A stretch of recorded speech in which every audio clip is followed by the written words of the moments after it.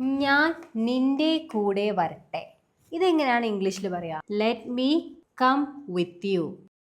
ഇതിൽ കൂടെ എന്നുള്ളതിന് എന്താ പറയാ? ഇംഗ്ലീഷിൽ വിത്ത് എന്നാണ്. കൂടെ എന്നുള്ളതിന് വിത്ത് എന്നാണ്. വേറെയും പറയട്ടോ. ഞാൻ നിന്റെ കൂടെ വരട്ടെ എന്നുള്ളതിന് വേറെ ഒന്നും കൂടി പറയാ. എന്താ പറയാ? May I come with you. ഞാൻ നിന്റെ കൂടെ വരട്ടെ. Let me come with you or may I come with you. കൂടെ എന്നുള്ളതിന് നമ്മൾ ഇംഗ്ലീഷിൽ പറയുന്നത് എന്താണ്? വിത്ത്. എന്നാൽ ഇല്ലാതെ, കൂടാതെ, ഇങ്ങനെയൊക്കെ ഉള്ളതിന് ഇംഗ്ലീഷിൽ എന്താ പറയുക? വിത്തൗട്ട് എന്നാണ്.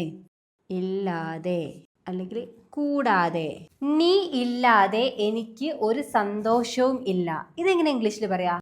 I have no happiness without you. നീ ഇല്ലാതെ എനിക്ക് ഒരു